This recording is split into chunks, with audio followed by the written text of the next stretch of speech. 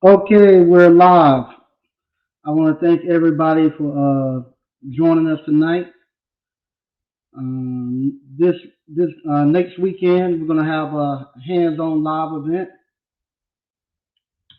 Can't wait to see the people who's going to be coming. I'm running a one day behind. Like I said, I want to apologize for having to come a day behind, but I'm running one day behind, and so I have the new date. I'm gonna do one hands-on live event in October. So I put that up before the end of the weekend. I thought I'd have it up by now, but been doing a lot of stuff. Been really, really busy, and all fronts been really busy. I'm gonna give YouTube a few minutes. I told people I was gonna come on today and go live.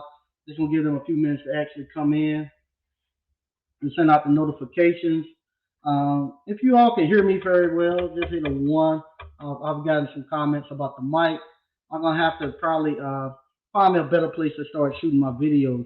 The ceilings are so high here. I think I'm getting a little bit of an echo, or I gotta get a better. I might have to go. I go to a better mic. So sound like it's good. Sound like everything is good. They say the sound is good. Um, I appreciate that. Um, Okay, BK from the Rockies said he's gonna make it to the October event. Yeah, I'm gonna get one. I'm gonna have one in for the October.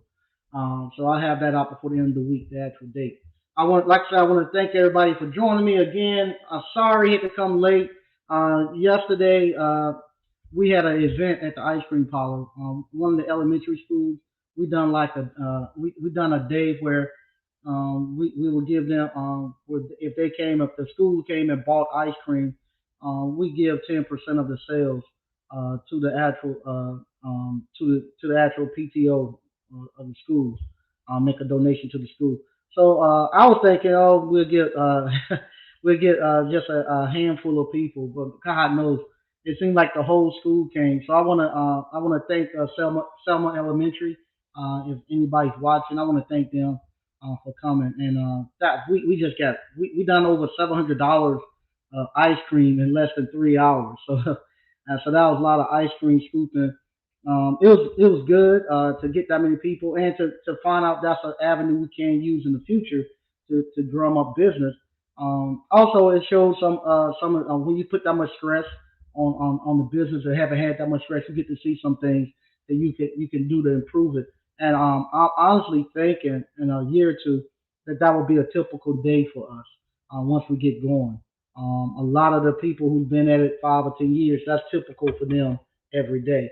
So I saw some areas that we need to improve at with the ice cream. I saw things that I need to do for having big hits like that. Because now we got shows starting to come back. We might get a whole busload of people come in. If that happens, I got to make sure I have things in place. So that was good, and I want to thank all those people for coming. And I'm going to tell you, I'm going to have to tell you all, me buying that online ice cream parlor business course online, that was the dumbest thing I ever done. I should have just went over to Cold Stone or Dairy Queen and got me a job and let them train me how to run an ice cream parlor. That's what I should have done. I should not have bought that course from Mystic Ice Cream. I tell you, I should have just went and got me a job and let them train me and train me how to start my own ice cream business. And I'm just joking, being facetious, because that wouldn't that wouldn't have happened. I'll still just been scooping ice cream. But that kind of leads us into the topic that we got going on tonight. Um, online people buying online businesses. Is that better than going through an employee training program?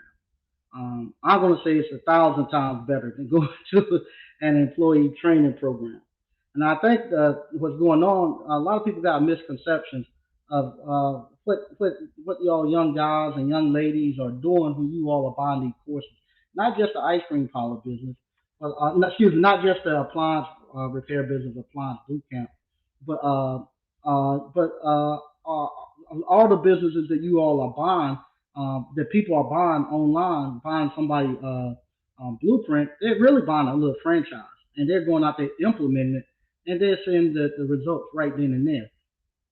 And these guys and girls who are buying these courses, buying these business plans from these people, uh, they're they're not they don't have the mindset of a W-2 worker. So if you saw the thumbnail, right now on Friday night, if I was a W-2 worker employee, I got paid Friday 5 o'clock. I ain't thinking about what's going on that business. When I was an engineer, Friday at 5 o'clock, I ain't thinking about writing no code. I ain't going nowhere studying. I ain't going to be studying no 3 o'clock in the morning on looking for functions and look for modules and stuff. For no, Nortel, Data General, Intel. They just had they had me from 9 to 5. After in between that was it. That's the only time I was thinking about anything that was going to benefit them.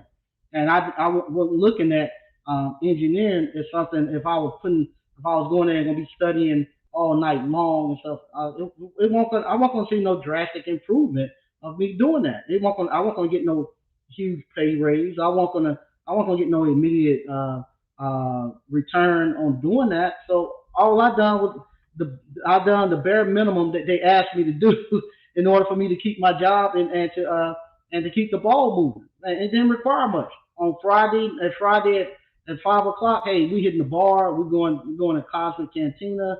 We're going somewhere and party. We're gonna have a good time, just like you seen that picture. But you all right now, you all are buying courses and y'all starting businesses. So on Friday nights and tonight, you all gonna be pre-gaming for tomorrow, because you all going out in y'all business and y'all are pre-gaming and y'all are studying.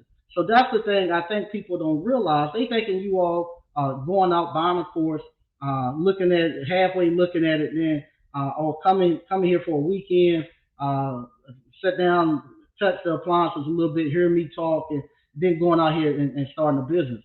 No, it's not that. You all have 24 hours access to all the videos. And all the videos tell you how to fix all the different types of appliances.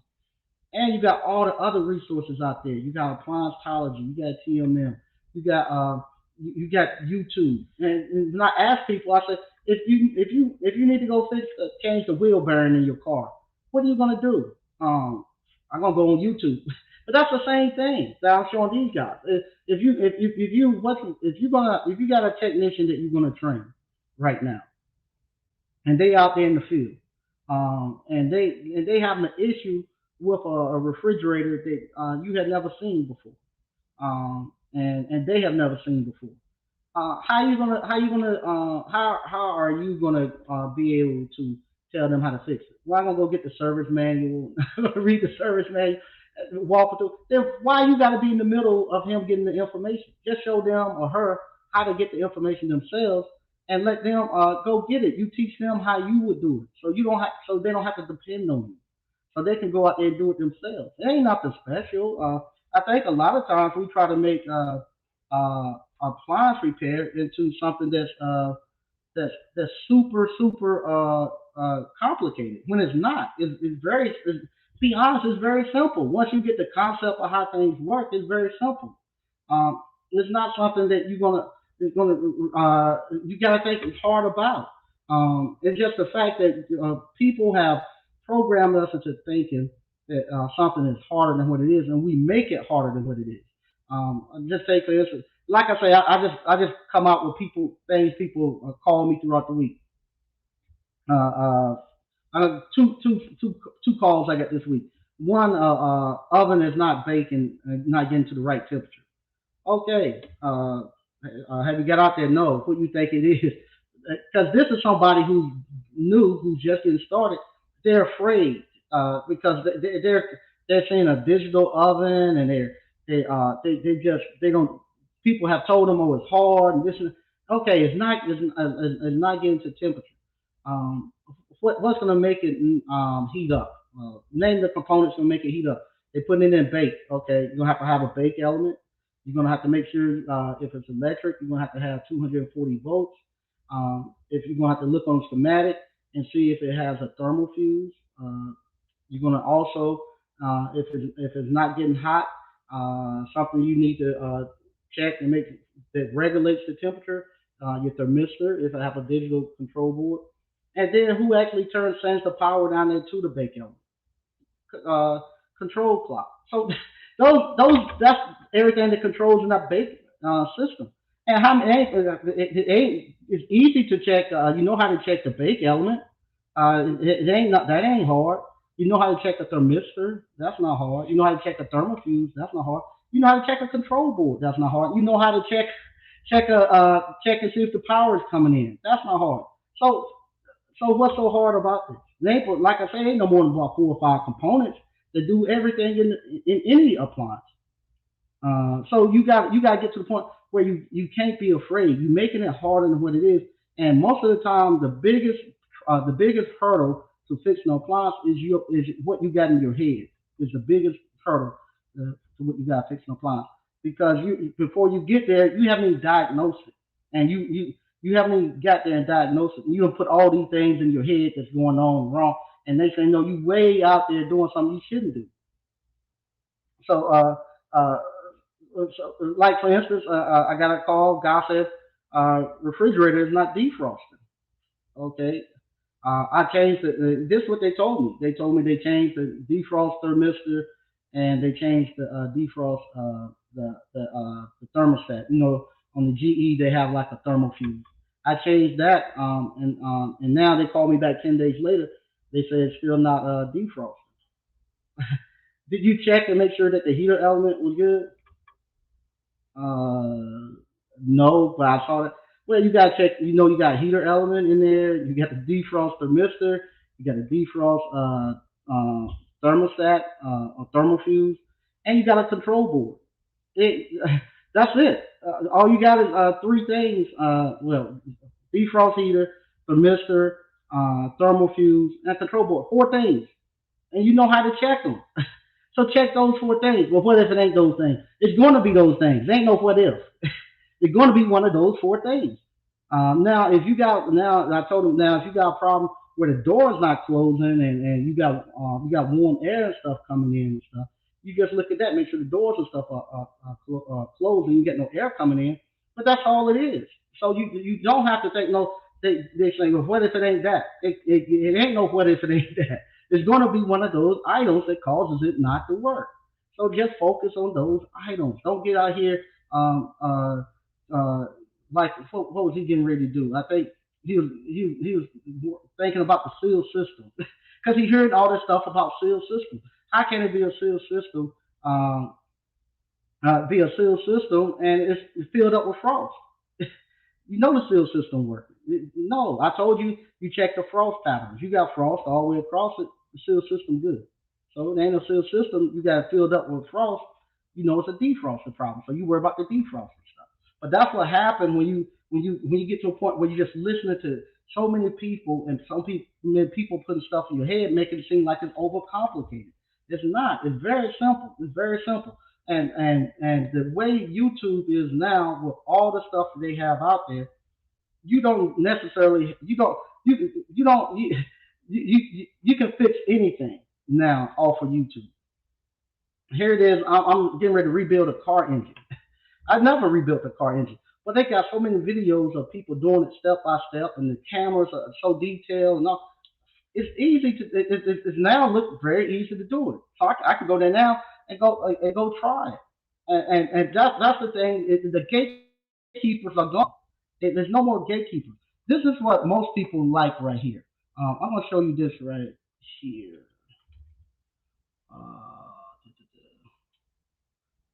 I'm gonna show you. This is the way most skilled trades are. Let me see here. This right here is the way people like for skilled trades to be, and this is what they want. Most people want to control who comes in. For the last 15 to 20 years, all people been saying is we need to get more people to go into the skilled trades. I've been going to the ASPEs for a long time, and I'm telling you, that, going to the ASPEs and going to the one PSA used to do, it was like going to ARP with the one number old people there. No diversity. Want no diversity. Uh, I was one of a very few African Americans there. The women that were there, most of them were there with their husbands. Weren't many. You didn't see no women service technicians, especially no women owning no appliance repair business. So it's very little diversity. And for years they kept saying we need to get diversity in here. We need to get the younger people coming. We need to get more people in here. Why people don't get into the skilled trades? Now you got people running into the skilled trades, and now people are saying the exact opposite. They don't need to come here. They need to go get a job. Let me find you this right here. This is a thing. You need to go get a job. Well, it's a reason why that that didn't work because nobody was hiring people that didn't look like them. Unfortunately, especially African Americans, we pretty much shut out the skilled trades. So it won't no coming in for us to get no job. Let me see. Um,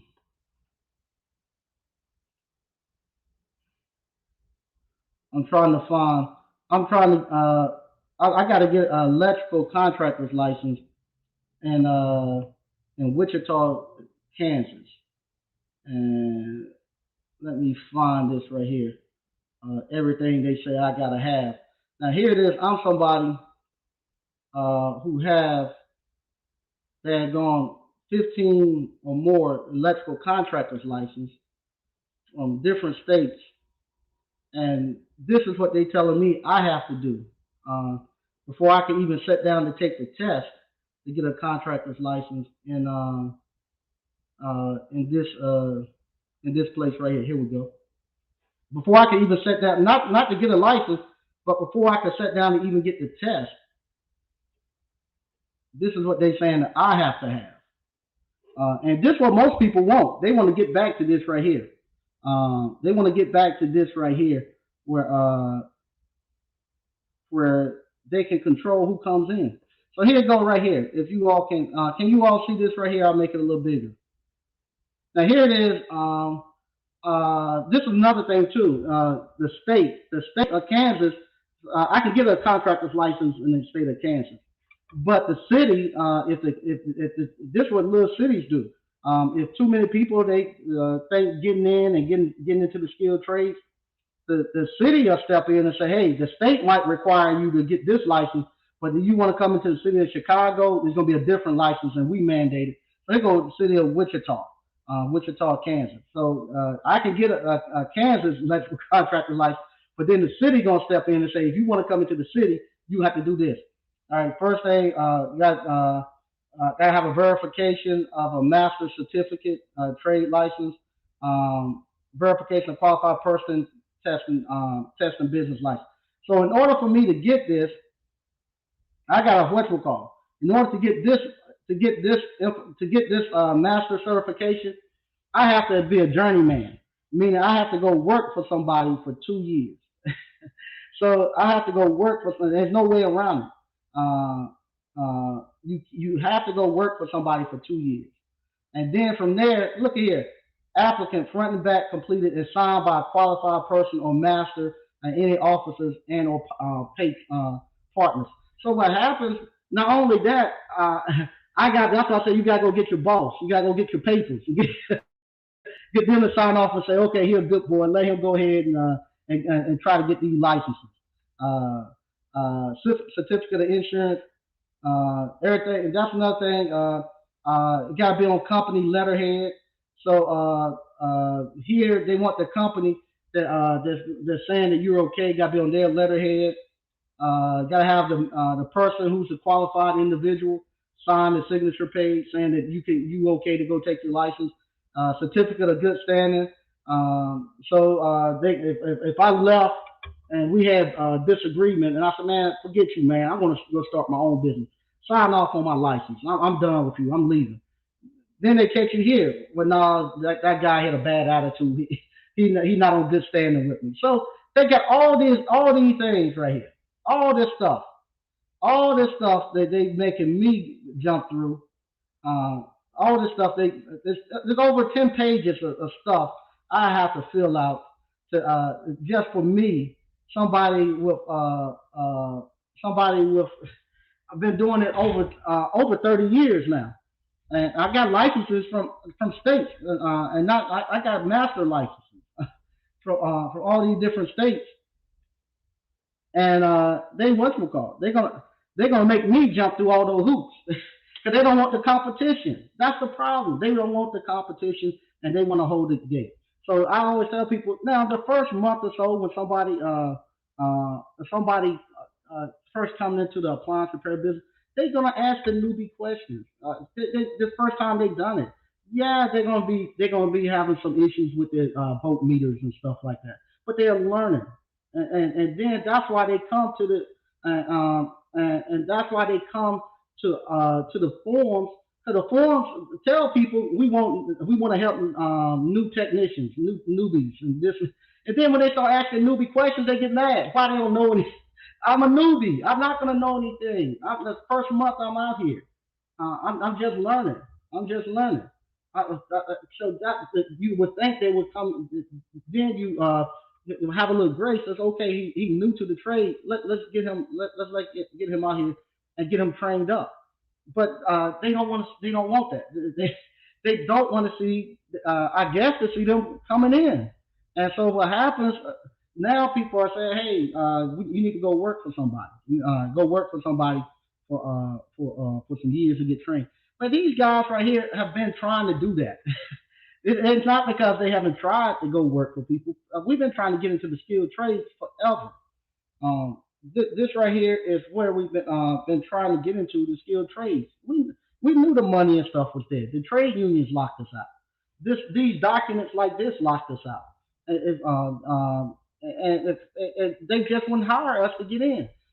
Fortunately, enough, this is the gateway that we can go in. This is the last gate we can come into, and to think that these guys are not going to protect that gate, that they're going to come in and start doing some shady stuff. No, they're not. 'Cause this right here, these guys are getting in here.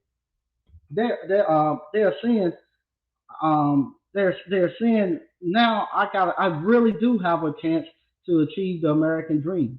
I really do have a chance right now to actually to get out here and make up for that lost time. A lot of them they wouldn't have got hired because they got felonies. They caught felonies and stuff. They weren't gonna give them no job with no felony, so they couldn't go that way. Want nobody hiring them, so they came here and they're doing it on their own and they learning. So I'm telling them, look at them the first month. Don't look at them the first month. Let's go a year out. Let's go a year out and look at the person who started off with an employee training program, and look at the person who started off starting their own business, and look at them a year apart, and see the growth, and see which one are in a better position. And it ain't gonna be nowhere close. The person who's running their own business, they got a vested interest in that business. They know that that's theirs. They got a sense of pride. They're gonna be the ones studying all night. They're gonna be the ones that out here trying to learn. When I was working at Sears, you think I was gonna go somewhere and go ask somebody how to fix how to test a wig wag or something. I learned that on the job. When I got off the job and got off that truck, I didn't care about it. I didn't care. I wanted the paycheck. He paid me to work 8 hours, and I worked 8 hours. After that, if anything else they want me to know, he better tell me while I'm on the job. Don't call me at thinking I'm gonna be up studying at 1 or 2 o'clock in the morning, because I won't. And that's everybody. Even as an engineer, I won't gonna do that. That was my personal time. But these guys and girls, they know that hey, this right here is the key for me to get to where I need to go to. And a lot of them, they're not gonna come and go work no job for no 15, $20 an hour as a tech. They got great jobs. That's the other thing too. Uh, these are people who have great jobs that they're coming in here. They're not coming here looking for no job. They want their own business. And for the last 100 years or 200 years, you've been hearing, pull yourself up by your bootstrap. Pull yourself up by your bootstrap. If you don't want to have to cut your hair when you come work for me, you need to start your own business. If the boss tell you to do something, you better do it. If you want a job, if not, you go take the risk and start your own job. No, that's the stuff that you have to hear. If I tell you you need to get the vaccine, well, go find you a job or start your own job. He put up the money, he take the risk, and he starts his own business. You should do the same. You think it's so easy, you do the same. And now you got people who are now doing that, who's going out there taking the risk, pulling themselves by their own bootstraps and stuff. And now people say, "Man, you don't need to do that. That's too much work. Let me come here and help you, get your boots on and stuff like that." You're not going to be able to get people that old uh, course of action of getting somebody to come work for you. It's gone. It's gone. They're in what we call a gig economy, where people have realized now that I don't have to come work for you to make a living. I'm gonna go work for you for $8 for 8 hours a day. I'll go work for you for 8 hours a day, and I'm gonna get $200, maybe $250. When I can go out here and work 3 hours and get $600, I'm not gonna do it. It's just like trying to get those guys to come work for you and ride with you for 3 to 4 months. You're not gonna do that when I can do one call a day and learn for myself. You'd be better off trying to get these people to come back to work that they're getting unemployment. They ain't coming back because they know now that, hey, I can go out here and do one o'clock and earn my money while I'm learning and make 3 times as much money as you was going to pay me. And I'm learning. I got my own business. I'm building my business at the same time. If I come out there and run calls, I'm building your business. I'm not going to get no percentage of that. My kids not going to get none of that, so they're not coming. Hey, what's going on, 89 Dr. Funk? Hey, what's going on, Mike? How you doing, man? Doing good. Yeah, man, I see. Man, did you kidnap a town man and bring him down to your ice cream shop yesterday? Man, that was a lot of people down there, man. He was printing money. Man, I mean, it was nonstop from the time we opened until well, not they came in at about 4:30, 5 o'clock, and it never stopped. It never stopped all the way to 9 o'clock. And we saw I was there till 2 in the morning last night because we sold out of Oh, wow, everything. We sold out just about everything. wow, man, that's pretty good, man. Yeah, I never seen a shop like that before. Yeah, yeah. Yeah, yeah, man. Yeah, you bring up some interesting points, man. I've been in a appliance repair. I started in 20. I think I came down there in 2019. And Mhm. came down there in 2019. I started off really slow because I was dealing with a lot of family stuff and all that. Mhm. My dad being sick and stuff, Yeah, I and remember. Yeah. yeah, and I pretty much kicked everything off back in the beginning of the year or whatnot, and things moving really slowly, but it's at my Mhm. own pace with me working a 9 to 5 job and stuff like that. Mhm. But I will say that I like the pace that I'm going. Actually, it got to the point where I had to call American Home Show to them, put my account on hold because they were sending me a lot of tickets, man. I wasn't able to keep up because I was booked out for 2 weeks. Yeah. And it's funny, man, because they slid me a work order in, even though I told them to don't see me anymore. And I was going Uh-huh. to call them and tell them when I looked at the ticket, it said Yeah. right we're burning out, working out. Like, okay, I gotta get that. I gotta get that. That's real easy. So Uh-huh. someone had to kept it, Uh-huh. but yeah, but I, I'm listening to you talking all that, and I will say that it's amazing how appliance repair, man. For me anyway, how I stay up, man. I stay up a long time, man. Like for my night, Mhm. I got to be at work in the next morning. I got to be at work by 6, and I'm Mhm. up to like 12 o'clock at night, man, just Yeah. studying stuff. Because to me it ain't work for me, man. It's pretty much kind of it's fun to me. You know what I'm saying? Mhm. I'm all into it. Like man, all man. Like the past week has been kind of crazy. I go to work, I come home, I change clothes, I go out and make a run. Then I got to Mhm. come home, I got to pregame for the next job. So it's Mhm. getting kind of crazy. The most I can do is 2 jobs a day at Right. most or whatnot. So Mhm. so I got a nice little pace going on and whatnot. But yeah, man. This going back to what you're saying, man. In this industry, man, yeah, it's this is the only industry that I know of, man, where you can get in and learn. Because I know what you're talking about, and I did see it, and Mhm. Pete, yeah, I see both sides of the coin. I see how, riding with people and stuff like that, you can, learn, that Mhm, way. There's other ways how people can learn, because people learn differently. People learn by being with someone because they're mhm, comfortable. They have someone right next to them. mhm, And but you also too can, learn on your own. Like you said, with the availability of technology, with technology today, man, you can actually learn any skill you want, because of YouTube mhm. University. I mean, you can, like you Right. said, you can learn how to build a car pretty much on YouTube, or build a home and Mhm, stuff like that, but appliances, but we talking in the scope of appliances, you can actually, use YouTube to guide you through with some of the issues that you got, in appliance repairs and stuff. So yeah, yeah. So anyway, yeah. So that was just something that was kind of like on my mind, or on my mhm. mind, and just listening to you talk, about the industry and how not necessarily working for somebody can geez, I just lost train of thought, Mike. Yeah, you fine, you fine. Yeah, yeah. So, but anyway, yeah. Like I said, I see both sides to the coin in regards to going off on your own or you going around with somebody. Yeah, but me personally, I think you should just do your own thing. Because working with somebody, is just having somebody tell you what to do and all that. I know at my job right now, I mean, it's getting to the point right now. I'm like, yeah, man, I need to be home because I enjoy being home and Uh-huh. having control of my time. Like today, I went to go diagnose something. It took me 15 minutes. I came home and my wife was like, damn, you back already? I'm like, yeah. She's like, wow. She's like, how much you made? I'm like, yeah, I made $125. She's like, wow.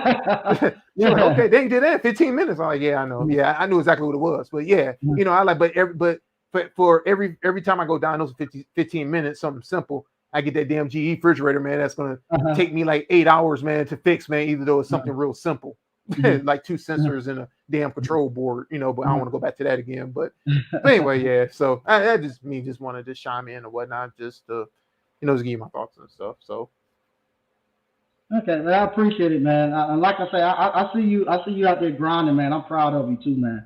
And like I say, that at the very beginning, if they would saw you that first month or two you went out there, they would have had one impression. But now to see you now, where you're getting into a nice groove of it, and not only that, you got your business running. You got a nice schedule where you're doing those 2 stops per day. Now they look at you and say, man, that guy doing great. He's doing great. yeah, man. Yeah, I mean, like today, I went to go do a dish, and I'm starting to get COD customers now. Like today, I went to a customer house. It was an AHS customer. He was not happy because he had like 4 techs come out to his house to look at his dishwasher, and I told him that he was telling me, he was giving me like the stories, with how they were trying to run game on him and stuff like that. But I told him, I was like, well, he asked me like, you got your own business? I was like, yeah, this is my own business. He's like, okay. So I told him, I was like, well, I'm gonna take my time, because I don't rush jobs. I take my time, because I want to do right by you and the appliance. So I'm gonna go ahead, we'll figure it out. What's wrong going on with your dishwasher? I'm the fourth guy. So I was able to find out it was a water diverter that he needed, because Yeah. the spray arm wasn't the lower spray arm wasn't working, Uh-huh. so I went ahead and replaced that today. It took 2 weeks or whatnot, but I was finally able to get the part put in. Everything was working or whatnot. His wife was really happy. He was really excited. And that's the thing that I like, man. I really like the feedback from the customers, man, because they get happy when the appliances Yeah. get fixed. So he told me like, you got any business cards? I'm like, yeah, sure. So I gave him some business cards. He's like, I'm gonna let all my friends know about you. I'm gonna make sure that everybody know about you. And matter of fact, tomorrow I'm gonna cancel my AHS policy so I can just stick with you because we got our own Yep, you personal get that appliance all the guy. time. What's that? Yep, get that all the time. Hey, I'm just gonna use you. I'm not gonna do AHS no more. Yeah, because they were really unhappy, with how they were being treated and stuff like that. Like, yeah, you took the time, you did right, and you explained everything, and it made sense. So, like, yeah, we're gonna roll with you, and we'll let our neighbors know. I'm like, all right, fine, cool. And I'm getting that with a lot of customers now. So, and that's me getting confidence too, because before I wasn't confident. I know I called you about that G fridge or whatnot. Uh-huh. That's something I kind of want to hold myself accountable for that. Yeah, I did get caught slipping on that But G no, that's the refrigerator. problem. But that's what you learn from. You Yeah, learn off of those. Like you said, that 15-minute one, you don't learn off of that one. That one where you don't look all the way across and with something simple, that's the one you learn on. yeah, because I got caught slipping because the thing that made me lazy on that job was the lady had so much food in that damn freezer. I didn't Uh-huh. want to take it all out. I was like, Yeah. dang. So so she came in, so her kid came in and took it all out or whatnot. And when I went and I peeled that back off, and as I sent you that text message, I was like, damn man, you were right, man. That damn thing was iced up. It was a defrost issue. So so I learned and all that, and I learned a lot from that job. It took me three stops, but I learned a lot from that. So now I know what to do. Now I know how to set it to. Now I know how to use a shunt to bypass the control board, to put it in. There you go. Defrost you mode. From that. Yep, the frost mode, and get it to heat up. And once I saw it heat up, I'm like, okay, cool. It's only one or two things: the control board or the doggone thermistors. So I went and bought the control board and got the thermistors, and that was a learning experience too, as you saw my rant video in the group. But I went ahead and put that thermistor on, and it took me 2 hours to put that damn thermistor on, but put them both on. Bam, good to go. And the lady texted me like that Saturday, the next day, and she was like, "Yeah, my refrigerator's working now. Thank you so much." I was like, "All right, cool." So she was good. Yeah. Yeah. So I ain't gonna take up too much of your time, man. I just want to call in and rap to you a little bit. All right, thanks. I appreciate it. Yes, sir, Mike. All right, bye-bye. All right, we got Lamar Staten. What's up, man? What's going on? Hey, Mike, can you hear me? I can hear you, man. You out there killing those dishwashers? Yes, sir. Out here in Louisville, Kentucky, and so I was in the ABC class with 89 Dr. Funk there. Laying on the floor, kicking our leg, thinking that it's going to help us get the idler pulley wheel off. Right. I remember that. But from that point, of course, I've been out to do the TMM refrigeration classes, did the Nana Academy, did the Samurai, YouTube University. And, now fast forward to this point, and like I started with a couple jobs a day because I was still in the military, So, up to this point, you helped me last week get my seal system, get my my LG refrigerator running, So, it's just like we said earlier, a lot of people learn a lot of different ways, but when it's your business, your heart and soul, you're up at 2-3 in the morning, 12 at night, talking to people on Facebook, trying to improve your game and trying to own it. So, long story short, I just want to say, thank you for the results you have produced. All of my fellow peer business owners out there. It's just great time to be in this business. And that's all I want to say. Shout out to everybody in the ABC family. Thank you, man. I appreciate you. And that's the thing too. What you're saying, you've done everybody, and that's the way I tell everybody: go learn from everybody. Everybody got something they can teach you. So this appliance repair, you're always going to be learning. You always going to be studying. You always going to be running into something new. So it's not no desperate. It's not no one place you get and you're going to know everything. Once you get to the point where you think you know everything, then you're in trouble. It's something you always going to be learning from, always. And might as well just learn how to find it for yourself and build your own business. And you're doing great, man. You are doing great. All right. Talk to you later, Mike. All right. See you later. Yeah, that's Lamar. Lamar he does great. He does great with his appliance repair business. And like I say, look at them when they first came, and look at them now. A year later, got Mr. Frank Evans. You here? Can you hear me? Unmute yourself. There you go. Can you hear me? Yes, sir. How you doing today, man? I'm good. How you doing, man? I'm good. Hey, man, I'm enjoying your channel, man. Oh, thanks. I appreciate it. How you doing today, man? I'm good. How you doing, man? I'm good. Hey, man, I'm enjoying your channel, man. I think I need to turn my volume back. You have to turn it down. I think I need to turn my volume back.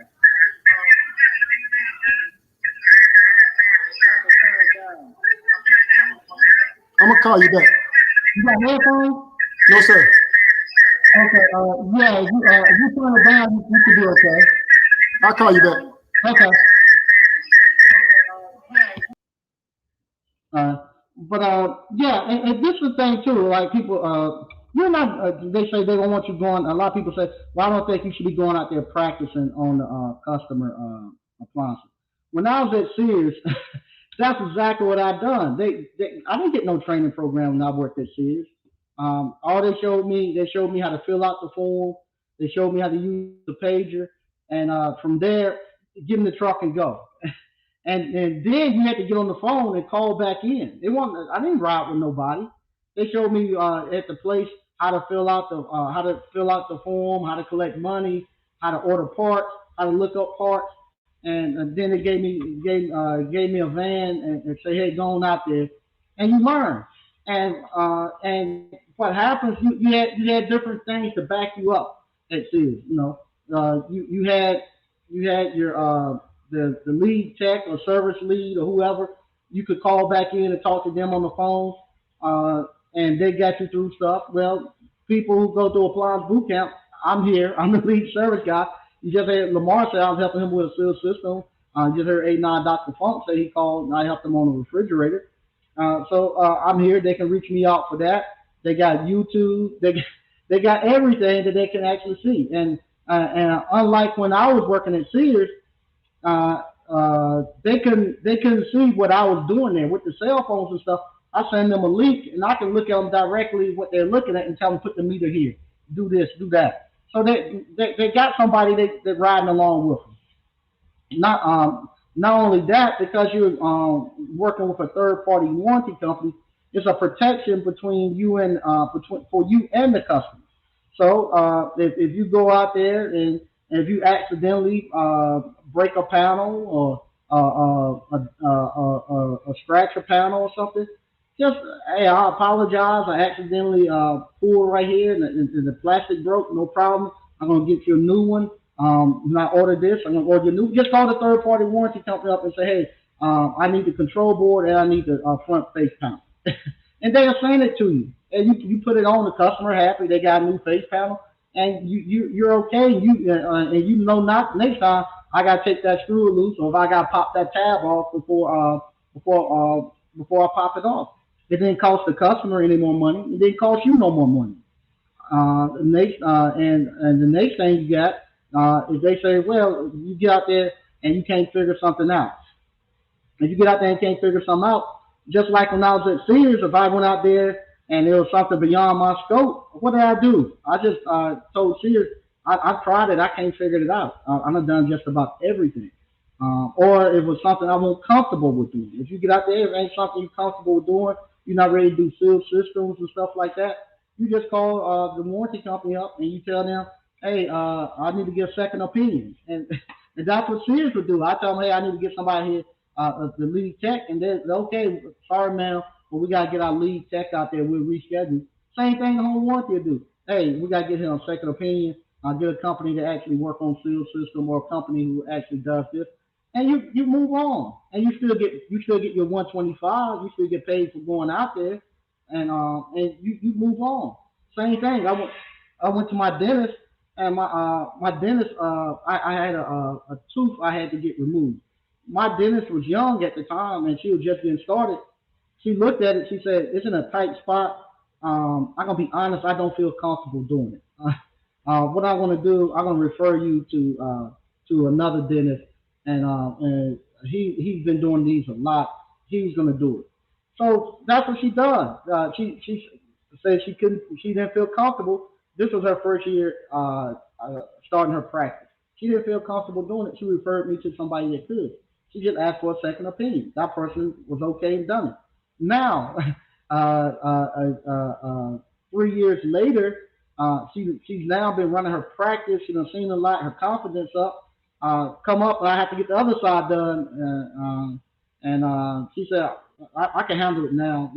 If you want to go back to them, you're welcome, but I can handle it now. No, come on, doc, let's do it. So she was able to do it, and you all are doing the same thing. There's no harm and no shame in saying, hey, I need to get somebody that's a little bit more skilled to jump in. There's no problem with that, and that's the glory of having starting off with third-party warranty. Now, once you get your skills up and your confidence up, you know what you're doing. Then you branch off and you go into doing COD. Like you heard A9 Dr. Funk say, hey, I'm starting to get COD work. He's comfortable doing it. A lot of people now are starting to move off and start doing CODs. If you do the same thing, and then we move over to CODs, you get a pay increase.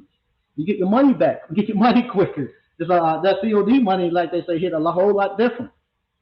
So that's all it is. So that's how you learn how to start your own appliance repair business.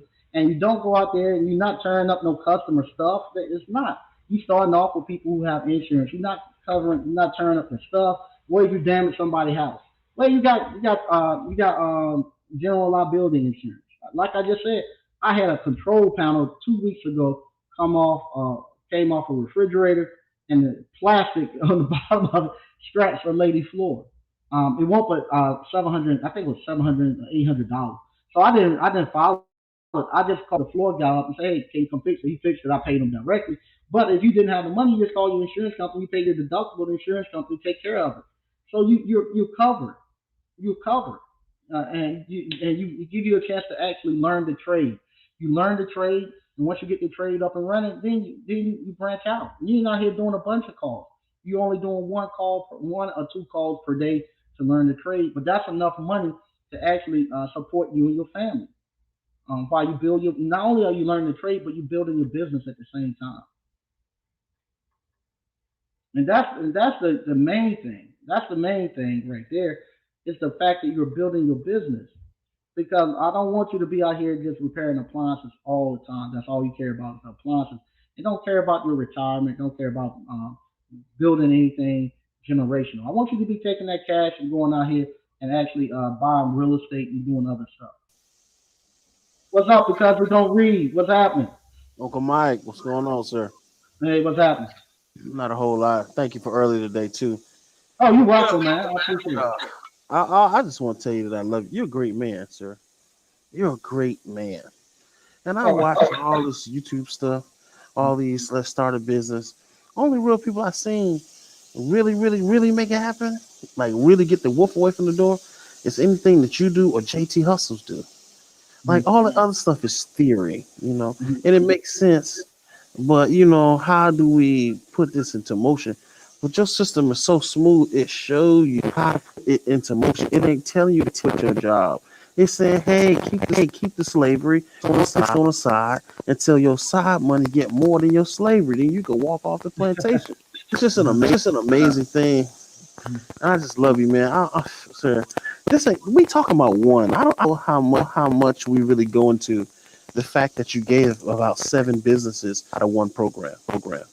Really large. For each, we can do. If my appliance repair company failed tomorrow, I can go fix garage doors. If my garage door failed, I can go do air vents. If my business credit up, I can go get the money. Even if I have cash and go put an ice cream parlor together.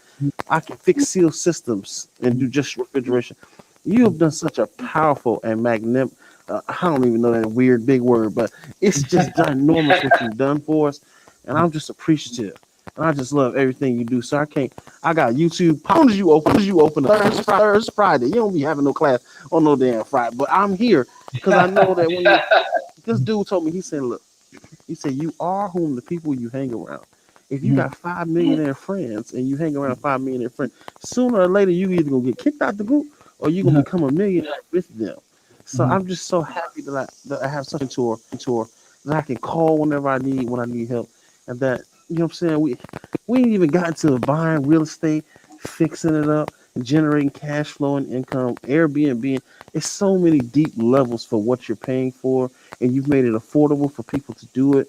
And people's fear has been stopping them to execute, but that's okay. It might not be for everybody, but for those who have executed, you've changed our life. I'm out of debt, Uncle Mike, in a year and a half.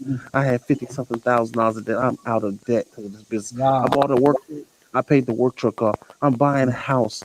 We are going crazy with the information which you've given me. I'm just so appreciative of it. I know we talking about what we're talking about, but I gotta tell you, and I know there are other people that feel this way, but we love you so much, Mike. I really want to hire you a security staff to ensure you somebody gonna hate. But I'm just glad the Father got his angels is keeping you because you're doing a magnificent thing. And we're all talking, even with the high value man and all that.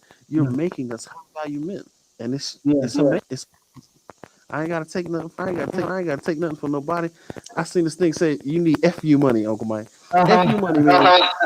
You can say all that you want to say, but I got this bread over here, and even if this business fall, I have the Uncle Mike. I got the skill. If my business fall today.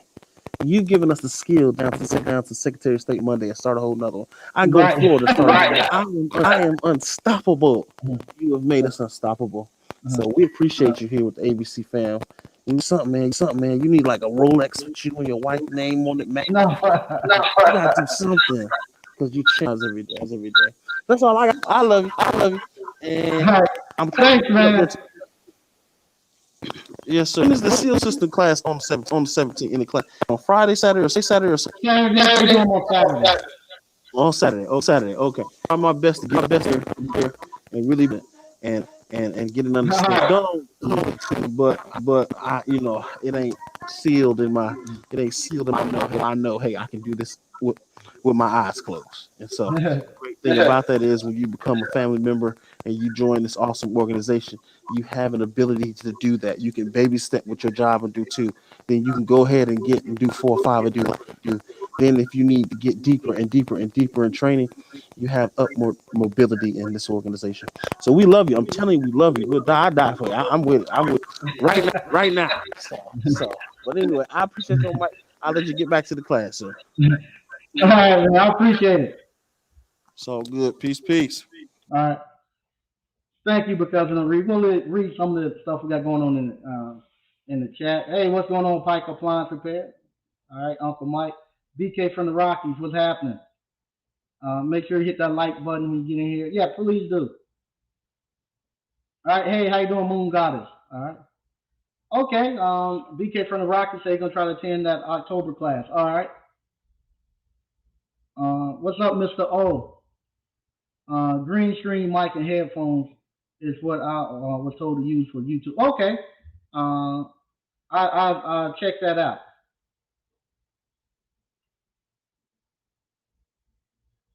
All right, thank you. Yeah, start with what you have, and you will learn to grow and get better as you keep going. Thank you for the information. That's what's important. Yeah, it is. It is. You start with where you at. Y'all saw where we started at and where we're coming to. So yeah, you definitely start where you at. All right, 89 Dr. Funk. All right, K Banks, what's up, everybody? The networking. Ryan DIY, what's going on? All right, Warren Davis, I definitely make things harder than they should be. My business partner today had to tell me every job ain't 1 to 2 hours. Sometimes you're going to get your head bust open for 5 hours. Yeah, that's the truth. Man, you just you follow the job. The job will tell you what's going on. Don't get there and just get there and do your basic checks. That's what me and 89 Dr. Funk we was talking about. I hope you don't mind me saying. But he had a refrigerator, and he was saying where the freezer is cold, but the refrigerator side is warming up. The freezer is still cold. So I said, did you check everything that I told you to check when you get to a refrigerator? And he said, well, I checked I said, did you check to see if the evaporator fan was on, turning? Yes. Did you check and see if the condenser fan is turning? Yes. Did you check and make sure the compressor's on? Yes. Did you check and look at the frost pattern? No, because I ain't do that because the freezer was cold. He said the freezer works good. It's a refrigerator. I wonder, he was thinking it was the airflow. He said, why the air is not blowing over in there? I said, no, did you check the frost pattern? No, why I need to check that? Because stuff is still frozen. I said, because you could have a defrosting problem. What's happened, you got a big block of ice back there, big frost, and it can't pull any air across those coils to blow over into the refrigerator. And right now, when you have a defrosting problem, one of the first things happens is the refrigerator start to warm up, but the freezer still stay cold because y'all that block ice become like a freezer. Eventually, the freezer will go bad, but the refrigerator is the first one. I said, you need to check the back frost pattern. He didn't want to do it like he said because the lady had so much stuff in there. He said I check it, but I could tell he was still a little reluctant because when he had started thinking the seal system problem, he was telling me he was like he had checked the temperature at the he took the temperature at the condenser coils. All of that stuff that going through. I said just basic stuff. Check the condenser fan, evaporator fan, compressor, and frost pattern. He took the panel off. He saw it was filled up with frost and a defrosting problem. But he was making it harder than what it was. He started going into the seal system, going to take temperature readings on the coils and stuff like that. I said, if you go to the refrigerator, you check just those small things, it'll tell you what's wrong with the refrigerator. It doesn't have to be nothing complicated. Just check those things: evaporator fan, condenser fan, compressor, and frost pattern. That's all you got to check, and he'll tell you what's wrong with it. And he done that, and he saw he had defrosting problem. That's why I say, to me, I think appliances are simple. That's just a simple check to go there and check those things. And most of it visual. uh, once you figure out what's wrong, the visual will show you what's wrong, and then you can go down to the device. Hey, what's up, Gary Ross? Patience and grit is a skill. Yes, it is. Kel Slater, Mike, is the garage door business on fire? Yeah. Garage door business is just as good. As a matter of fact, it's getting ready to jump off too during the wintertime. The garage door freezes to the actual pavement on the driveway, and they get ready to open them up. It'll rip the door. Those springs gonna start to break. Yeah, a garage door is good money. Only reason I stopped doing garage doors, because in the summertime you out there in that garage is hot. The wintertime you out there in the garage is freezing cold. Frank Evan, very simple. Yep. Gerard, Mr. Sneed, when I pregame, I go to Sears to look up the model number and parts, type the part number associated with the unit on YouTube, and there's always a video. There you go. That's what I'm telling you. People have that's what you do, and you don't need nobody to. You don't need to go ride with nobody. You don't need to go ride with nobody. If you pregame and that's what the Gerard has figured it out. Everything you need to see is on YouTube. You look at those. You look at it. You got always a video. It'd be 10, 15 videos. That's Slick saying he do the same thing. There you go, Gerard. I know how to test the parts and understand the theory, so disassembly is 50% of it. Appliance repair is simple. Don't make it hard. Yes. All right. K. Brooks, thanks. I purchased the online course this week. I appreciate it. Wow. Yeah. So that's the thing that people have figured out is just that it really is just that easy. And don't let nobody try to make you think it's gonna be super hard. It's easy. If they can do it, you can do it too. That's what I always say. If somebody else can do it, I can do it too. So you good. Self-employed is the only answer now if you don't want to take the jab. Yep, it is. Cause I saw something about a lot of the jobs and industry is going to make you take the jab if you don't if you want to continue to get a paycheck. Yeah, and they wonder why there's a shortage of skilled trade. Well, they wanted that. They want to isolate it to who they want to isolate who gets to come in and who stays out. So they want to gatekeep that. And so so right now this is we coming into the skilled trade through the appliance repair field. From here, you make just as much money as an electrician, a plumber, an HVAC. You make enough money to actually support your family, to build wealth, create other businesses. And appliance repair is an evergreen business. So you hear people talk about, oh, winter is coming. What you gonna do? You better go do something quick. You're gonna be starving to death. Appliance repair is evergreen. It doesn't matter if it's winter. They don't care if it's a phantom, a drought. Your refrigerator don't care. It don't know winter is coming. It breaks. It's mechanical break. Your washer don't care. It's gonna break. The dryer is gonna break. It don't care. So we always will have something we can do. Gary Ross. There are a lot of people out here with a lack mentality. They think there's not enough out here, so you can do what they can do. That's what a lot of people don't look at it as being infinite. They're looking at it as only a small piece of pie, and I gotta get my pie. If you come get some, ain't gonna be no pie left for me. That's not true. People are getting away from having big businesses and don't want to work in big businesses. People must. It's almost like I was telling somebody this. Matter of fact, it was 2 days ago. I had a young guy in my shop, and we were talking. I said, people have realized, if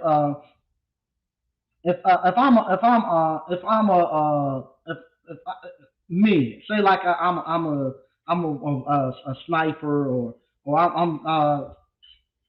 let me see. We'll take a hawk. We'll take a hawk, a bird, a hawk. The hawk, he flies around. He what you call? He only needs to kill one rabbit or one squirrel every other day or something like that, and he's satisfied. He okay, and he good. He ain't got to spend his whole time hunting, and all that stuff. He don't, hey, I pull my one off and now I move on and gone. Now, if you take a pride of hyenas or pride of lions, now you got to feed everybody in that pride, and that's a big company. A big company, they can't pull off one or two stops per day and live well. They gotta have a bunch of stops. They gotta have a bunch of people there. They gotta have a bunch of techs there. So they gotta be constantly getting people to feed into, come here, work for me, and keep this machine running. Because I gotta have so many techs here to help pay the cost of having the back end office staff, to pay the cost to have all these vehicles. I gotta have techs in there. So I don't want techs going out doing their own thing. The techs realize I gotta do 8 calls for you and barely make a living. I can do 1 call for me, 2 calls for me, and I can live. I can live like a king and have half my day for. You can be done before 1 o'clock and have the rest of your day, and do whatever you like. And they realize that, and they said, man, I much rather do 1 or 2 stops for me, and you find somebody else to do it. You know.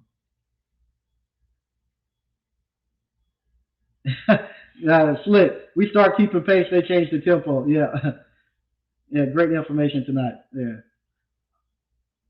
Okay. BK from the Rockies. Me too. I can do 2 regular repairs a day. I might can do a small few jobs like installing outlets, but not nothing big repair after my 2 in a day. Yep. Yep. No doubt. Hey, what's up, Quentin Hodge? Good to see you. Close your window. You have 2 windows open. Okay. Hey, what's up, Shimano 5 Line? What's happening? Yeah, yeah. Lamar said, from what I see every day, every Sears job is. It is. Some of the worst techs you ever find is out there with Sears. I know 'cause I've been there. I worked there. But yeah, yeah. Hey, what's up, Quincy, man? Good to see you. That's my A&T brother. All right, my apps. What's up, Mike and ABC fan? What's happening? BK from Rockland. Man, even though I'm trying to move slowly, the universe has another idea. Folks are straight up demanding my card after I say I work on appliances. Yeah, it is. It is. I might do some film this weekend. Uh, I have one of my buddies. He flipped houses. Matter of fact, I would like to get him on camera, but I don't know if he'll go.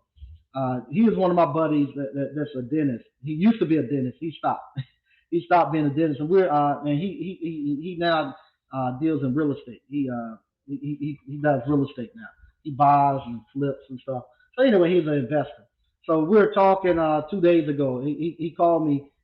He got a house that he got to get done. He can't get an electrician. Electrician, I guess, stopped halfway through.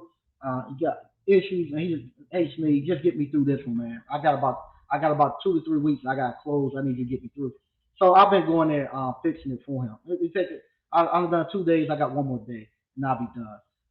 And it's good. It's not hard work. I'll make about 3,000 by the time it's said and done. He got a couple of things to add. I told him 2,500. It would take me about 2 days, but it'd be about 3,000, and I work about 4 or 5 hours a day. All right. So, but anyway, I asked him. I said, man, why you give up being the dentist and stuff? They come over here and be in construction. And just like I told you, he said, hey man, I found out he was in his dentist office from 6 in the morning to 6 at night, stuck in that office. And, man, I can't do this. So him and my other friend, the guy who owns the compound, they're doing the stuff for the veterans right down the road. They actually got into real estate together with their partners. And he said, man, y'all out here ain't got no office and stuff, and I'm stuck in the office. He told me, he said, I'll never go back into stuck into an office. He'll never be. He loved the freedom of not being a dentist, having to go there and stick his hand in somebody's mouth every day. He said they'll never tie him to another office again. And I wish I could get him on camera to do that, to talk about it. Magna Amonis. Okay. My app. Facts is a high value man factory. Skills upon skills. Yep. Yep. Lesson learned. Yep. That was eight night out the talking about that refrigerator. What's up, DCNL? Almost regal. Love that I took the course. Even at my slow pace, I can still feel that winning. Still feel what winning feels like. ABC living. Yeah, thanks, man. Yeah, I'm glad you took the course too. And that's the thing too that I love so much that you all are winning. Because you all are winning. I don't have to do. I don't have to do much convincing or stating my position of, that it works because everybody see you all winning and it can't be denied. And so yeah, so it makes it real easy for me to state my purpose. I can just point to you all, and that was one of the things that, when they were asking about that, I said I just pulled it. I pulled the name of the first 100 people that took the course. I'll pull those. I'll ask them first if it's okay to give out their information, but just go down the line of the first 100 people that took the course, and I will put those first 100 people that took that course. I'll put them up against any graduating class from any Ivy League school. I bet you. I bet you per person they earn double than any graduating class. Grad school, doctor. I'll put that those first 100 people up against any graduating class or any person who has entered and took a job as an apprentice um, with an apprentice in an appliance repair company or HVAC company, apprentice with anything. I would put them up against them. And same thing as anybody who got into the union and they own their way through the working their way through the union and stuff. I will put those first 100 people up right now. I don't care how put them up against any graduating class, and I know that they right now are earning more. And as far as that's the only thing we really could judge on is the earning capacity. Um, far as who's more successful, I guess you can bring in some intangibles, but you can't measure that. You can't measure quality of how they like their job and all that. That stuff. Dr. Claude Anderson told us don't do that. If you can't measure it, don't even talk about it. So we can measure the money. So yeah, I'll put those. I will put them up uh, individually. If they picked out 100 individuals, I'll do them individually, or we can do it collectively where we bunch them together and get an average. And I will put money up against that first 100 people. Uh, any graduating class, Harvard, Yale, Stanford, I'll put them up against. Mike, the commercial laundry guy, does he have wireless security system and monitoring for the night when the thieves strike? They took his cameras. That was the thing too. They took his cameras down. So they stole the cameras with them. So he got a picture of them actually coming in, and but they stole the cameras too. And he just he right now he hasn't decided. We going to fix him, but he got somebody he think is going to buy it. He still just he's just heartbroken that they done him like that. And he has the car wash next door. They went to the car wash, but the car wash it's like a little brick wall. It's like a brick office. They put the money in, then it goes into this brick office with steel doors, so they couldn't get into that. But he still just hurt. He just hurt that they done him like that.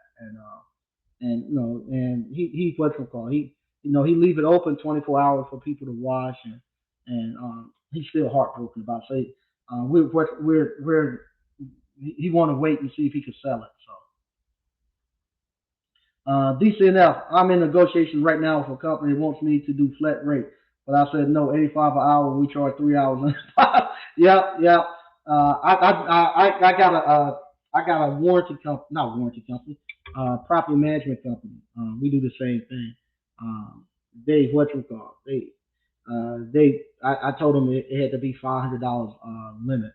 Um, that we go to the plaza. So I'm not gonna be emailing and getting authorization every time that, we go to a house, and they're giving us 6 and 7 jobs per week.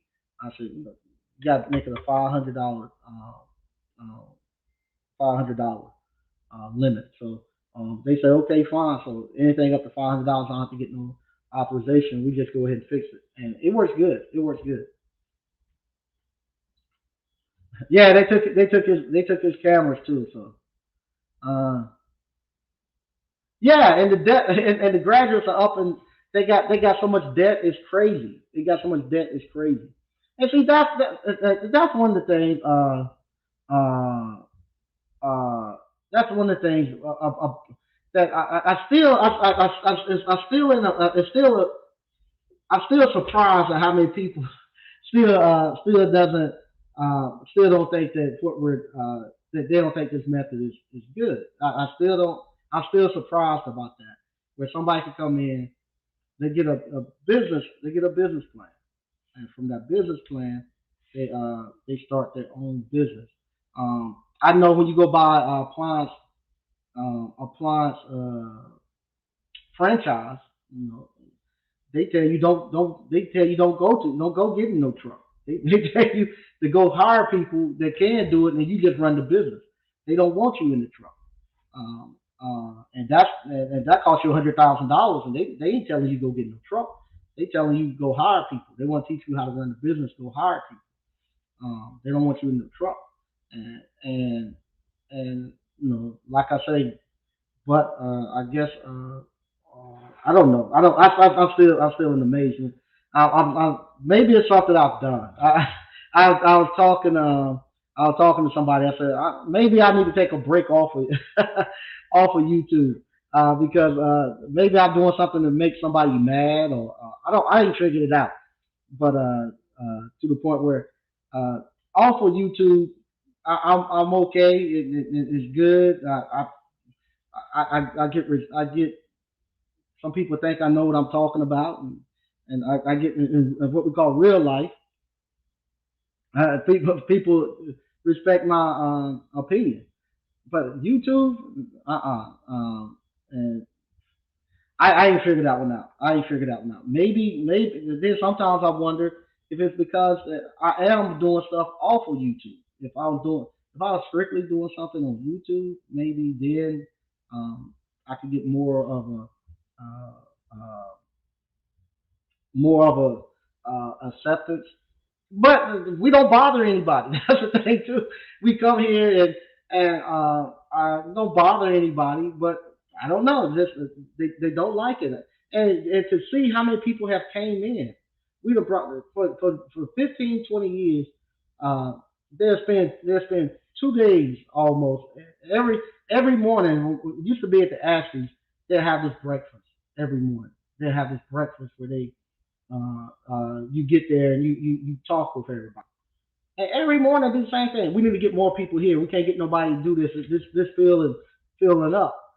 I didn't know they just wanted technicians. I thought they wanted entrepreneurs too. So, but now you got all these people coming, and not only that, you got all these people bringing different ideas. Different look at the diversity.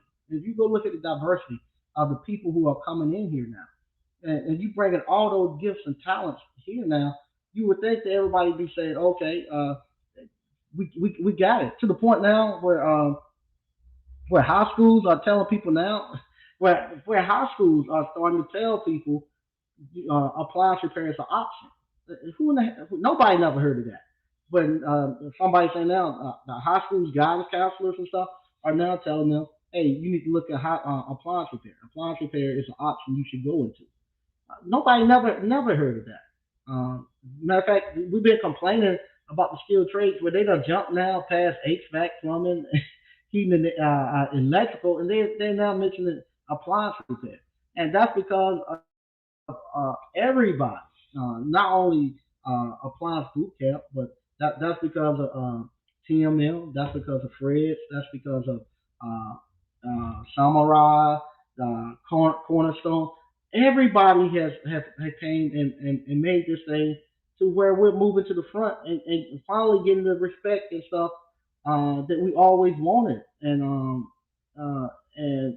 people now, now that we're starting to get some momentum, they want to, I guess, just, I don't know. I can't figure it out. I can't figure it out. All right. What city is that where the commercial laundry is in? Is that you're helping out with? That's in Smithfield. That's in Smithfield. Right, it's right down the street from me in Smithfield. Hey, Mike, why is it that people do 7 jobs per day? If I was doing this full time, 3 would be the max for me. Time is more important to me at this point in my life. Well, that's because why people doing 7 jobs a day, because they've been working for people, and that's where you work for somebody. They always said that a good technician should do at least 7 stops per day, and they come from working for somebody, and they still have that work mentality. And a lot of them still not charging properly. So they're still charging like they work for somebody. And so what happened? They looking at doing huge quantity of jobs to every day. I gotta get 7, and from 7, they not charging properly, and they're just looking at the quantity that they're doing.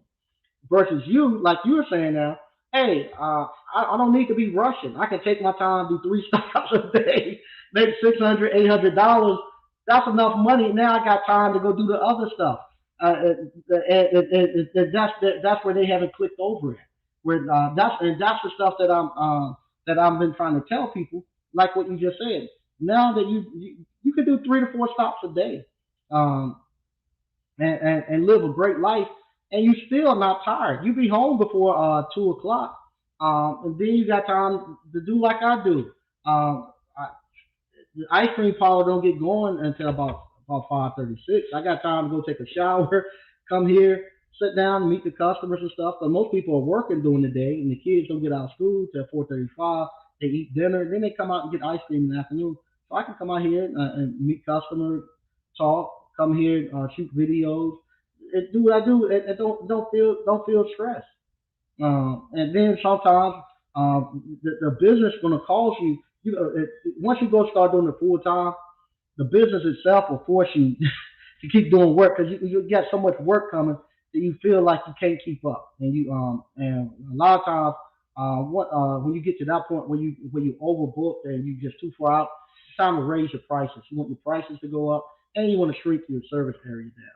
So you start to do that to limit your calls. And like I said, I only done 5. That's the max I do is 5. I'm gonna do one at 10 o'clock, because I'm not gonna be fighting no traffic in the morning with people going to work and going to school. I'm gonna do 11 o'clock, and then I have a break between 12 and 1. I don't have nothing at 12. Usually at 12, if I need to go grab something, I go do that. Or if anything I need to do, I do that at 12. Then I do a 1 o'clock, a 2 o'clock, and a 3 o'clock. 4:30, 5 o'clock, I'm back at home, and I'm happy. I'm happy, and I done made a nice little chunk of money. I got back, and I can eat dinner, cook on the grill, mow my grass. I can do all of that stuff. It's a great life, and that's all I've done. It's funny, there are people cutting grass for free on YouTube and get hundreds of thousands of views, but you can't get people to watch this to learn how to make their own. Yeah, I didn't realize that. I think for some reason we getting pushed down. Ain't no way that it might be just me too not knowing. Ain't no way that you look at people who really do business. I look at people who really do business. Uh, they don't, especially African Americans. I don't like to say that, because then you feel like you're playing the race card and stuff. And it might be just the fact that African Americans aren't interested in business. I might have to accept that fact. Maybe they're not. They're more interested in because of the research, the high value men. Maybe more men interested in trying to figure out how to get between girl legs at 50 years. If you 40, 35, 50, and you figure out, if you're 25 and you figure out how to talk her into the bed, you got problems. That surprised me. 50-year-old men, they still ain't figured out how to talk to women, and that they're still out there doing what we're doing at 25 with the women. that blows me. That really blows my mind. So, man, they 50 some years old and they still talking about what we were doing when we was 20 something with the girls. So, but maybe that's what we're interested in, and maybe if I was to, I don't know, go pop or whatever. I don't know. I ain't figured that one out. Mike, real results and hard work are not sexy.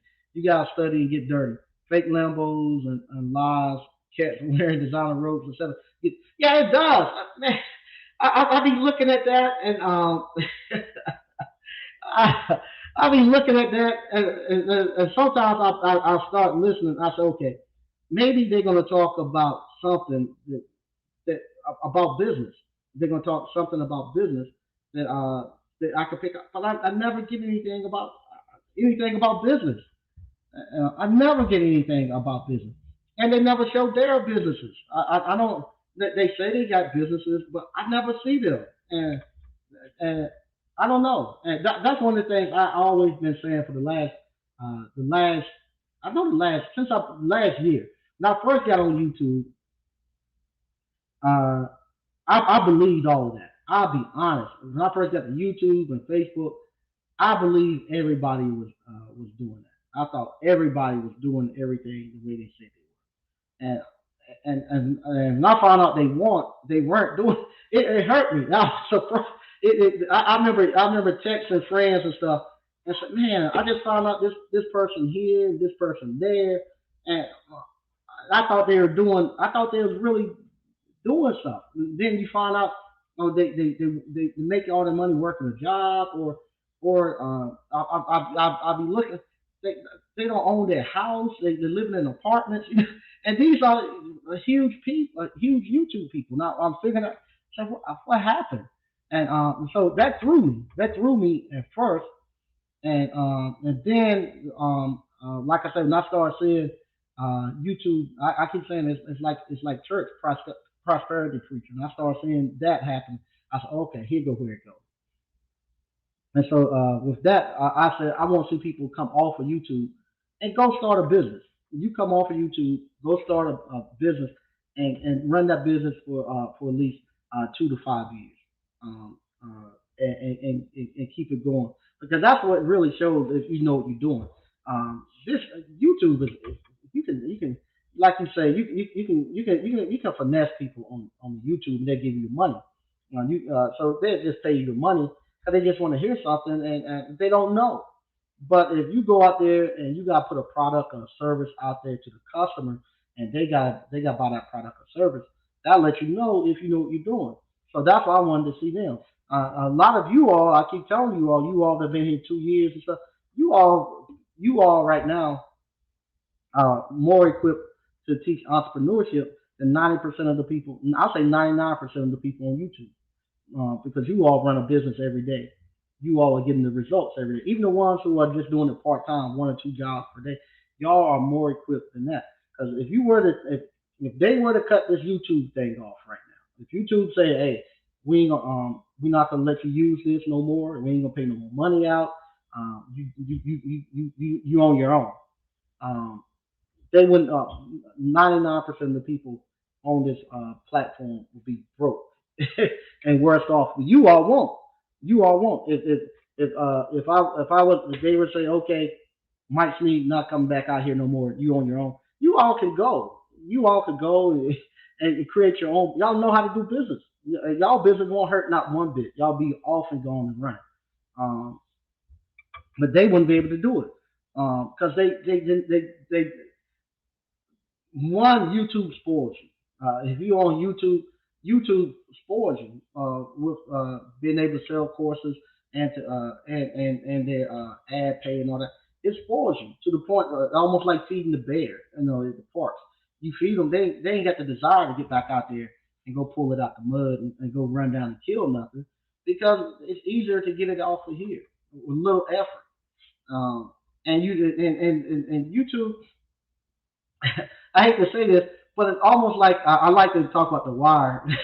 You remember when Avon and Stringer Bell and them, their products sucked, and so what they would do, they'll put the product out there. Then people will realize, man, this stuff is weak. It ain't got the kick.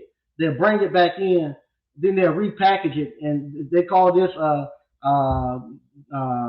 WMD one time. Next time they're gonna bring it back out. They're gonna call it that Bin Laden. So we got a new package. It's the same package. It's the same product. They just put a new name on it. But that's the same thing a lot of YouTube people have figured out. They said, okay, I can sell this product under this name and push it under this name. When the sales start to slow and people catch it, start reeling in, catching on it, then I can what's it called? I can go bring it back in, repackage it, put a new stamp on it, send it back out there, and tell you, oh, this is where we're at now, and you're gonna get this, selling you the exact same package, and people go back and rebuy it. And I be looking at it, damn, this stuff has became real life, where they bringing the package in, repackage it, and put it right back out there, and people start right back buying. And I'll be listening to be the same people buying the same product.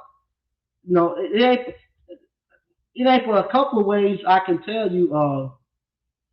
It ain't for a couple of ways, unless the government comes in and makes some changes, for you to register your LLC. It ain't for a couple of ways.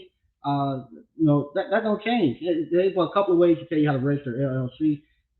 The business fundamentals ain't changed in 200 years. So what's new about business that I gotta come back and now I'm gonna teach you a whole new course?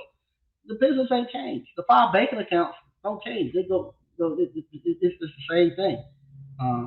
And all of it doesn't change. Now, if I'm bringing a new business in, that's something totally different. But if I'm telling you how to start a business, all that stuff ain't changed in over 200 years. You do it the same way. Some of the media that I use to bring it to you, or I use to get out there and get to customers, that might change. But the basic fundamentals, that stuff ain't changed. But if I can come flip it and put a new stamp on it and slide it back out there to you, and get you riled up and get you to buy it, hey, more power to it. I say that. Now that takes a skill. That somebody has to be a real good salesman, and it takes a skill to actually get them to buy the same product. And I've seen some people sell the same product 6 times. I've counted. I said, sold that same product 6 times. And people constantly, it hits, and people buy.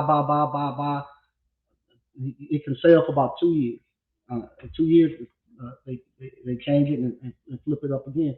And hey, can't be mad at nobody who does that. That's great. But you have a product that ain't changed. Appliance repair ain't changed in 80 years. It's the same, and you can set your sale by this is what you're gonna make, and this is where you're gonna go. Skilled trades ain't changed since slavery time. Frederick Douglass, I told you, learn a trade or starve. Skilled trades has not changed since those times. If you was a African American in slavery at that time, they knew skilled trades to get you out of it. So you can actually buy your freedom through the skilled trade. How do you think people bought freedom? They're the skilled tradesman. He worked for the master. And then on the days off, the masters hire him out, and he could go into the city and go work. And what he'll do, he'll go work in the city, and the master will give him a percentage of what he made, and he bring it back. Then after a while, the master say, "Hey, you making me more money out there working. Hey, you what you call? You stay out there. I'm gonna hire you out throughout the whole city." And he'll let him just walk around the city, and people will hire him out, and the master make money. And what he'll do, same thing that you all are doing. He had him a little side hustle. He'll go, hey, I want to get this fixed, but I can't afford what your master's charging. Can you do it a little cheaper? Yeah, I can do it a little cheaper. But hey, gotta be between us. Some people stuck him, some people paid. And what happened? People paid. He kept getting his money together. Eventually, he'd go to his master and say, "Hey, how much can I buy my freedom?" He tell him he buy it. He's free. And same thing you all are doing now. Working 1 or 2 jobs per day, stacking your money, stacking your cash. Get to a point where the 5 banking accounts working for you. You got your money stacked up. You said, "The hell with it, I'm walking off." And you go. So it's always been good. It ain't got to be nothing. It ain't nothing that's magical that you don't know, and everything you need to know about business, somebody can tell you about it. Now, there's some stuff people withhold from you because they don't want you in business, but it ain't nothing. The only way you're gonna learn a lot of it is to be in it, because some stuff is different. We in different places, like North Carolina is a little different. There's some other places, so but the only way you're gonna learn that is actually being business. You ain't gonna learn that from somebody giving you a generic overview, and you gotta the person that you learn it from, whatever business you're gonna learn, that person better be in that business, or else you're gonna run into stuff you ain't gonna know. Like the ice cream parlor business. I'm only a year into the ice cream parlor business. I'm trying to put the course out. I happen to go back and I look at videos and I said, no, I don't work like that. Because I figured stuff out from that year. What I thought it was, I figured, I said, no, it don't work like that. I need to go back and rechange this, or I need to add more stuff in. Because it takes you several years to figure it out, especially coming from the way I'm starting, where you started with little capital, where you're going to start off uh, uh, with $100 deep freezers and work your way up. Now, if you somebody to go out and get a $200,000, get a $250,000 small business loan, it's totally different. You can go, but like we got started from the ground up. It's certain things that you have to tweak. And then, like I say, unfortunately, it's different races. A Hispanic will run into different problems than African American will run into. African American run into different problems that Caucasian run into. Same thing. Everybody's gonna have different problems that they hit just the route that they're taking, and all that got to be put in there, and you got to go find somebody who's coming down the route that you're coming down.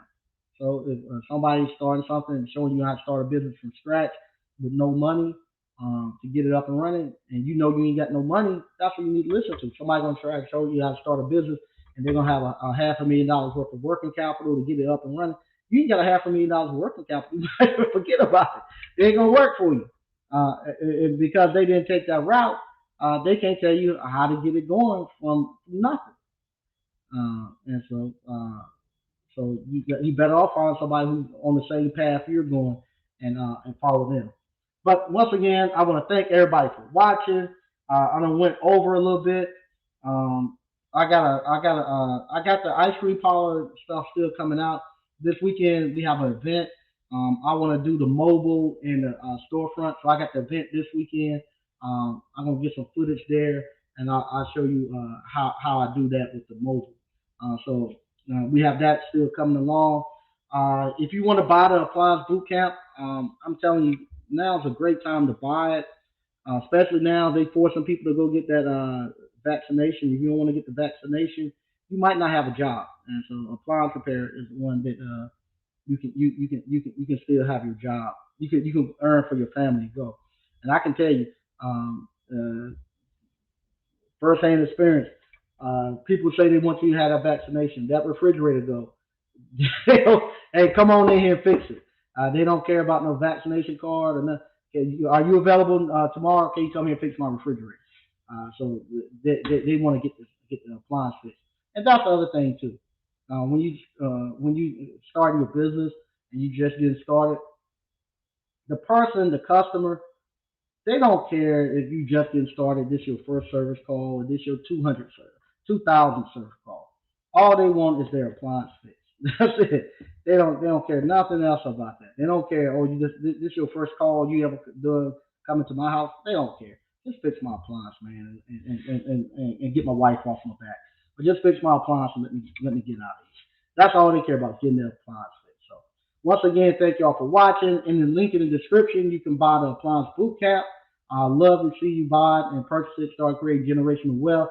Like I said, right now we're loading up the ice cream parlor business. We got a couple more changes we got to do. We're gonna have a mobile popcorn.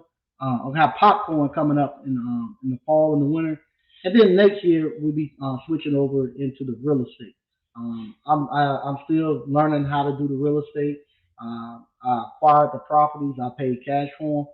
Now we're going through and we're finishing them. and we're finding out how we can finish them and how we can actually pull it, start getting cash flow out of it, and let it support my wife or not. And so we have that, and just getting back into our normal flow of life. Like I say, my daughter now, my daughter's off into college. We're getting to be empty nesters, and we're starting to vacation a little bit. So I'll bring y'all along on a couple of vacations and stuff will be going on, and just show that side of life. So that's mainly what a lot of you all going to do. A lot of you all are not going to be going over to going over to Brazil, not going to be going over to the DR, not going to Colombia. Even though we would love to, we not. We married. We got a wife. We got kids. Kids going to college. We're gonna have grandkids. So I'm gonna start showing that side of life a little bit too, where you actually have your wife. You have you send your kids to college. You building wealth and stuff for your kids, and showing how you and your wife can now come back and almost be like high school again, dating and having time where y'all spend time together again, and go out on vacation and travel and enjoy life after you have worked in your appliance repair businesses and stuff for so long, created your wealth. Now you're gonna start to go out and enjoy it with someone. You don't want to.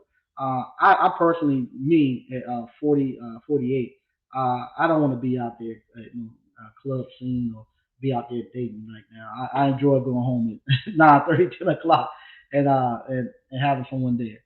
So I want you all to see that part of it, and I'm gonna do better at showing that part. And like I said, my wife, um, she hopefully will be coming home for good by the end of the year.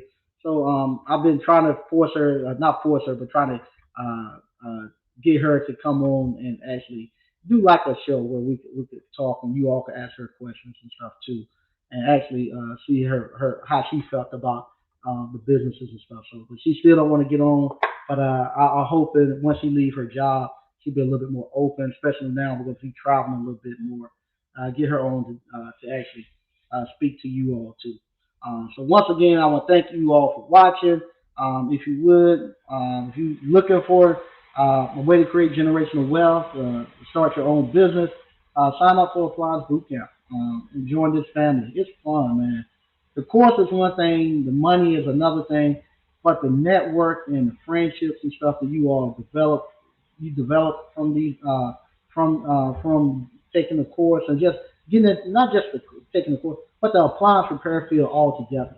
It's a small niche family. Everybody knows each other. That's across almost the whole country. Everybody pretty much knows everybody because there's not that many people in it. Everybody knows everybody. It's fun. We have a great time. There's no hard feelings amongst everybody. We disagree with you disagree maybe on small stuff, but nobody's have any hard feelings, and everybody can pick up the phone and talk it out with each other. And I love that. I want to thank everybody for watching, and I'll talk to you all later.